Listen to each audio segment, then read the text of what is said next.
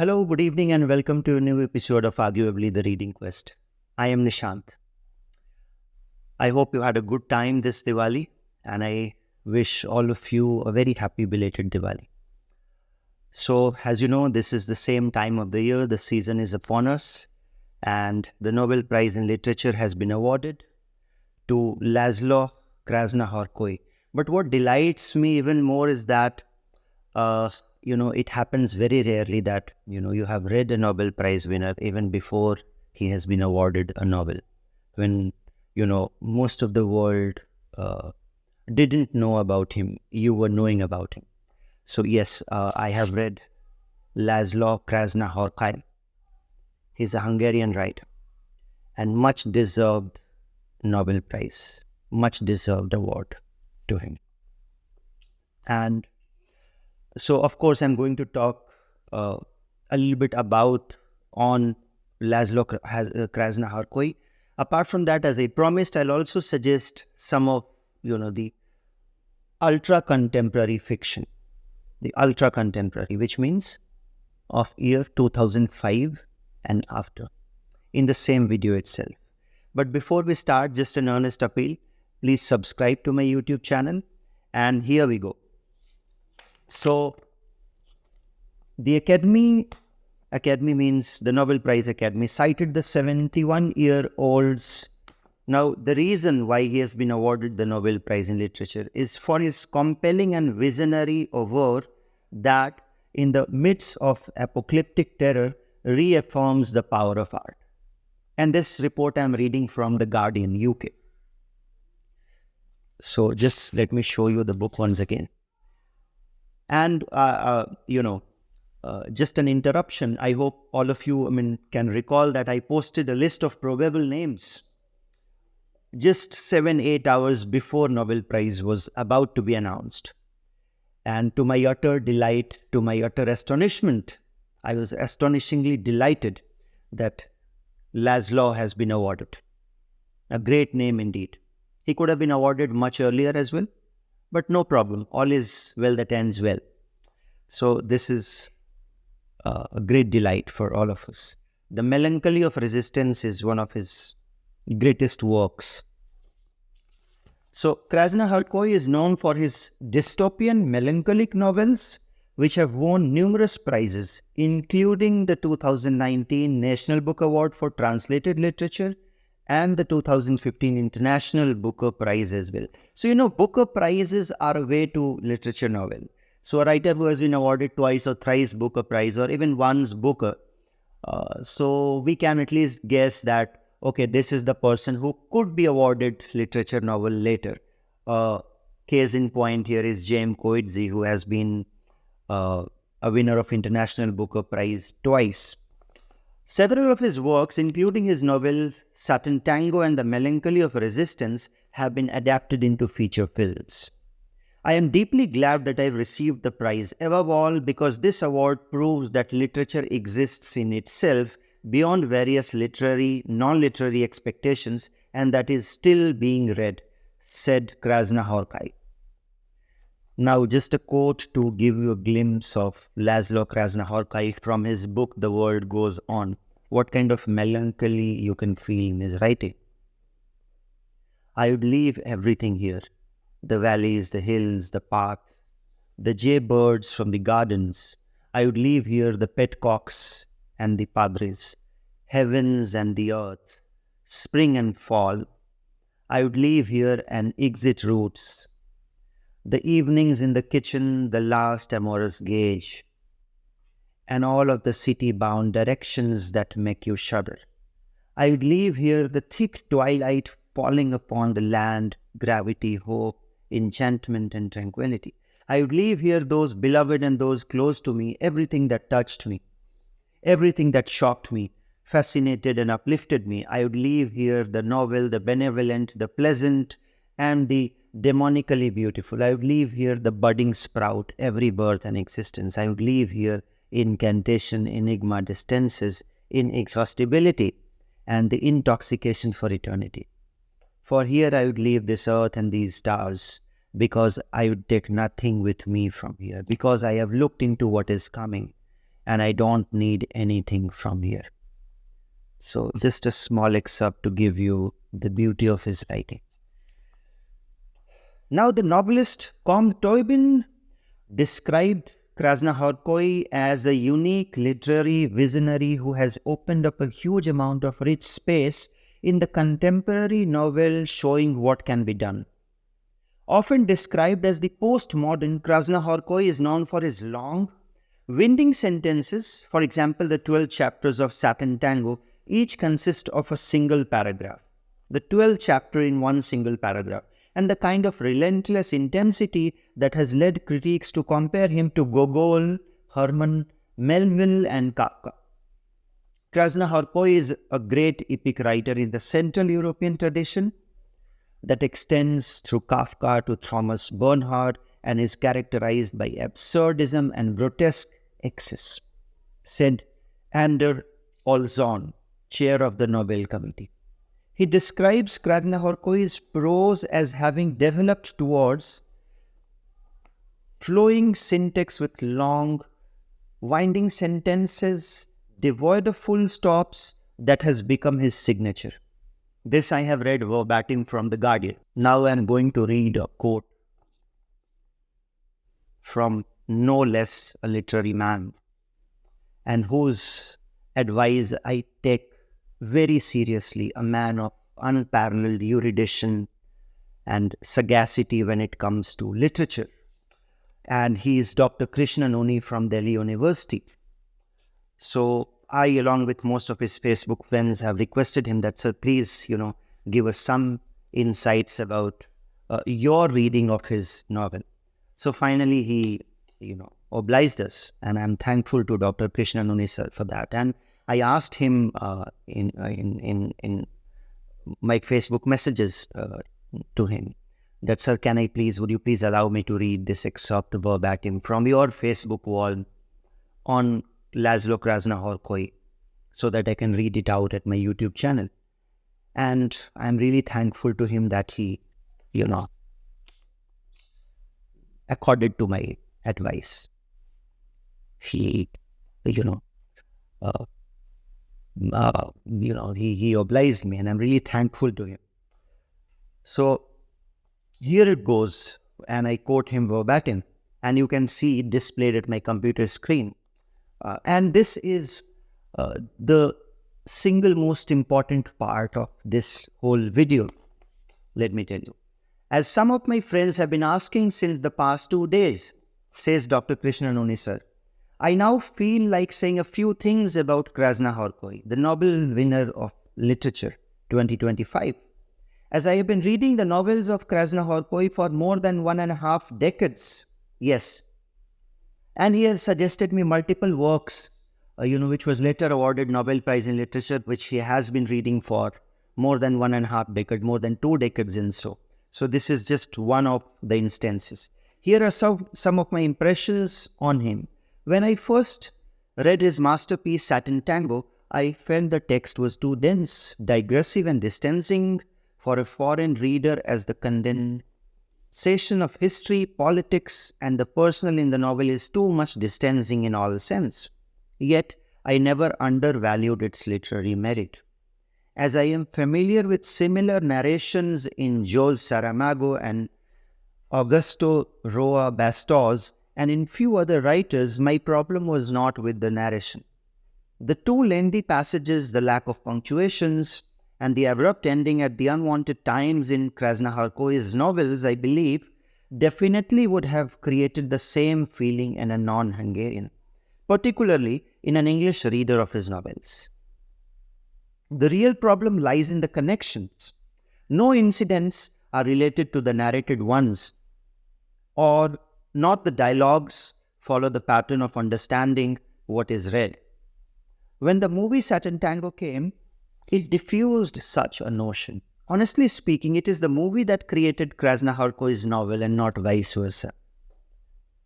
I would like to consider Krasznahorkai's The Melancholy of Resistance his best novel. So when Dr. Krishnanoni says there is no challenging to his argument, I beg your pardon. So this is his best novel. The reasons are mainly two. In this novel, the novelist takes us deep into the personal, and next to that, he tries to offer a philosophical platform of melancholy. So there's a very important phrase, audience, a philosophical platform of melancholy, much considered negative by many. The meaning of melancholy, one must notice, achieves a positive significance. The long surreal passages and the description of the circus and the odd public offer the picture of a glaring change in the Hungarian town, pardon. This novel takes its root from the late absurdism, particularly from the play of Eugene Ionesco, the novels of Camus, and a few others. But strategically, the writer could take the melancholy a deep political subject, purely subjective, within quote, bracket, and give some strange valences where silence that operates in the text also is a mode of resistance. I am not making the claim that I fully enjoyed the text, but definitely this novel stands apart in Krasznahorkai's over. So if you're finding this oration of mine difficult, the exposition as given by Dr. Krasznahorkai sir, I will still insist you to please bear with me. Please take a pause, slow down the video, look at my computer screen, and please try to understand the intensity of the exposition, the brilliance of the exposition. Again, it was Bela Tarr who won more than Krasznahorkai with the direction of the famous movie The Turin Horse. Throughout this movie, we find the loneliness and pranks of Friedrich Nietzsche. Yes. But a question remains, was Nietzsche exactly like this? Nietzsche was also influenced by Dostoevsky's depiction of Mikolska's horse whipping in Crime and Punishment, one magnum opus of Dostoevsky, which many writers on Krasznahorkai overviewed. No problems, but that is the plain reality. The writer went to serious questions of being, existence, their spaded lives, war and torture. But most of these themes, much dealt earlier, needed a fresh water to enter. His promising book, A Mountain to the North, A Lake to the South, Paths to the West, A River to the East, as the title points out, was indeed a terrible failure for me, and it never generated a single interest of the Buddhist modes of redemption, nor about Prince Zenzi. Or Genzi, I don't know, however it is pronounced. The conflicts of the mind of the protagonist while seeking the answer for who am I, who are we, is not something that one hasn't previously read in various patterns or ways. In Sibo There Below, the book Sibo There Below, and War, the writer uses the interchangeable narrative styles to complicate memory. But more experiments with memory are narrated by writers such as Antonio Lobo, Imre Kurtz, another Hungarian who won the literature Nobel, Helen Kixos, and needless to say, W.G. Sebald. I'm not saying that reading Krasznahorkai all these years was a different experience, but I would say a difficult experience. Saramago, the Portuguese writer and Nobel laureate, has a language of his own to take us through the unending lines till the end of a paragraph. How did he manage this? Question mark. The answer lies in translation. In case of Krasznahorkai, the translation desperately makes us regress. One may not get into the text again for a close reading. The academic writers on him, please excuse me. One never delves deep into the history here, but in case of some writers I mentioned above, the matter is totally different. Krasznahorkai got brilliant translators like George Zirtz, I don't know how to pronounce that, Ottilie Mulz, who are world-renowned people. But that is not the end of the question. The serious reception matters. Antonio Lobo has requested his country not to nominate him for the Nobel Prize after he was nominated a few times in the past. So do a few others. So this novel has gone to a towering literary giant. And I'm not claiming it. It is claimed by, a professor of unparalleled erudition. No doubt. Among those from Europe, he resigns far supreme to other, no doubt. We were expecting him to win in previous years also, which never happened.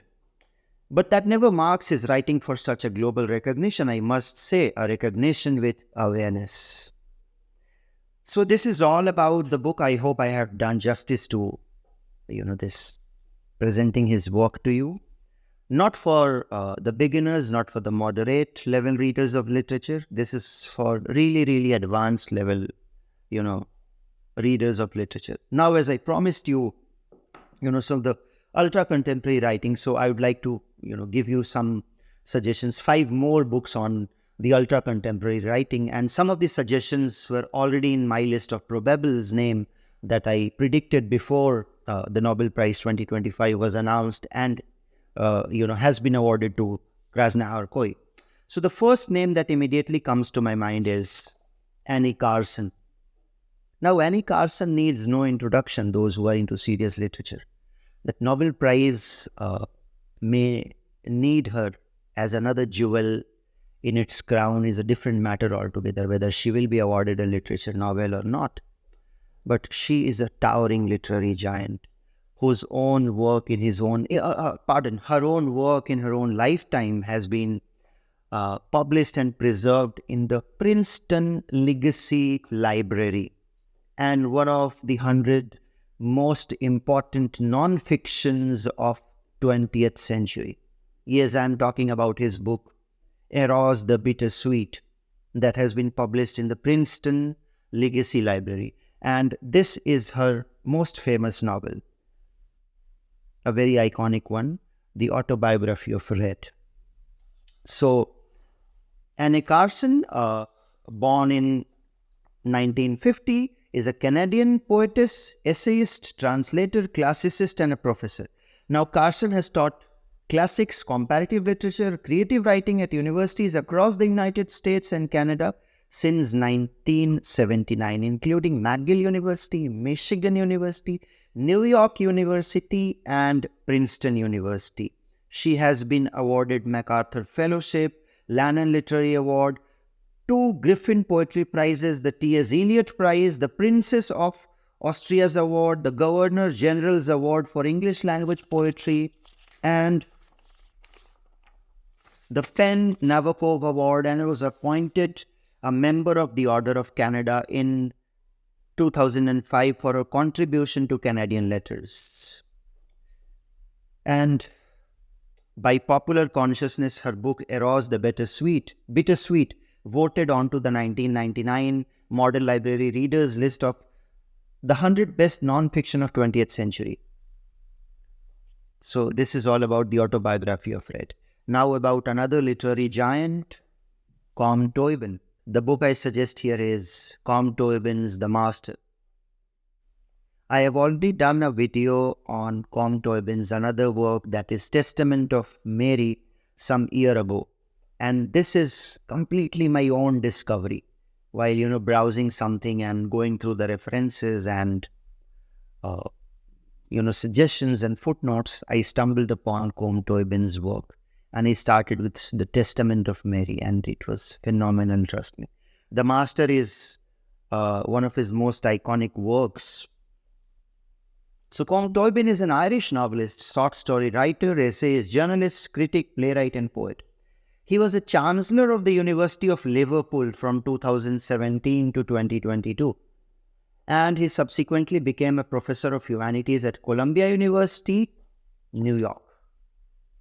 Encon Award, Los Angeles Times Book Prize for Fiction, International Dublin Literary Award, shortlisted for International Booker Prize, Irish Pen Award, Hawthorne Den Prize, Lifetime Achievement Award in Irish Literature, David Cohen Prize, Folio Prize, and numerous other prizes. Please read Comte Toibin, you won't be disappointed. Another name is Georgy Gospodinov, a Bulgarian writer who has been awarded International Booker for his book Time Shelter, this book that I'm displaying. Bulgarian, Georgy Gospodinov.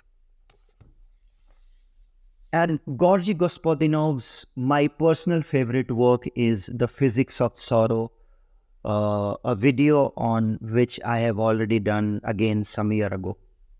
Again, this is suggested by Krasznahorkai sir, was suggested by Krasznahorkai sir, The Physics of Sorrow.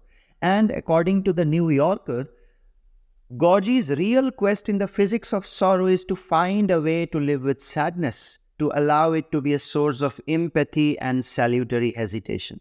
Now, the prizes are many. Jan Michalewski's Prize for Literature 2016. We have Angeles Award. We have Streja European Prize. We have Wisdom Prize for European Literature. We have Zinkler Prize for Best Short Story Fiction. We have International Booker Prize. Now, another book that I would like to recommend for the lovers of literature, especially the ultra-contemporary literature, is Annie and Rocks. Annie and Rocks needs no introduction. I somehow failed to do a separate video on her. She has been awarded a Nobel Prize in Literature in the year 2022. Yes, a literature Nobel laureate. Somehow I couldn't make the video. It got deferred. But definitely to be read is a French writer who was awarded the 2022 Nobel Prize in Literature, and the committee cites the reason for the courage and the clinical acuity with which she uncovers the roots, estrangements, and the collective restraints of personal memory. Her literary work, mostly autobiographical, maintains close links with sociology.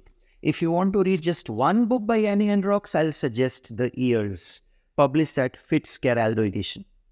The Years.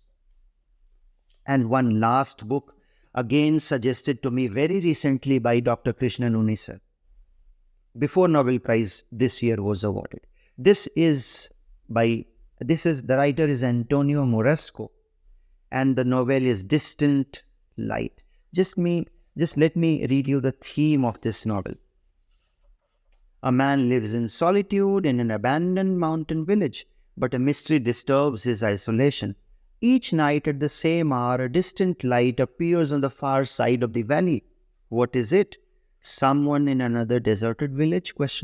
A forgotten street lamp? An alien being? Finally, the man is driven to discover its source. There he finds a young boy who also lives alone in a house in the midst of forest.